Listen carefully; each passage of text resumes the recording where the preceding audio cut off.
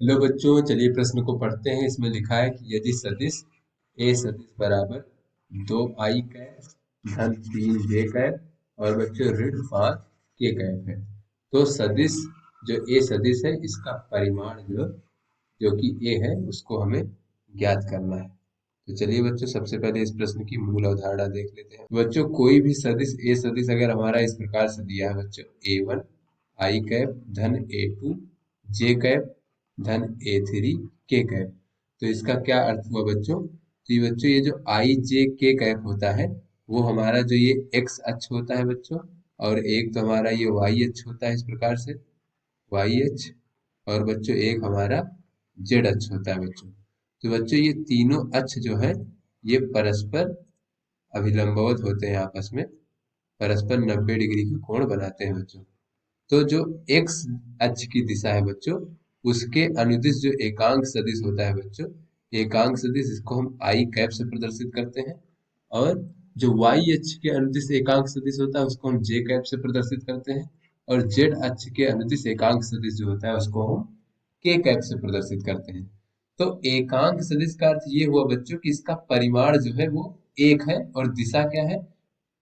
तो बच्चों ये आई कैप जैसे है तो ये दिखाता है कि इसकी दिशा जो है एक्स अक्ष की ओर है।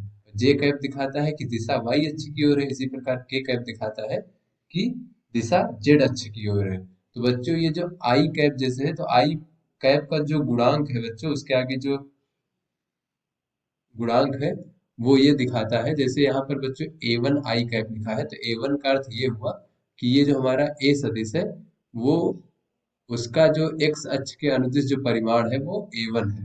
इसी प्रकार a2 जो है वाई अक्ष के अनुदिश परिमाण है, और a3 जो है जेड अक्ष के अनुदिश परिमाण है। तो बच्चों इस सदिश का जो परिमाण होगा, पूरे सदिश का परिमाण, उसको हम इस प्रकार से प्रदर्शित करते हैं, या फिर केवल ए लिखकर भी प्रदर्शित कर सकते हैं बच्चों।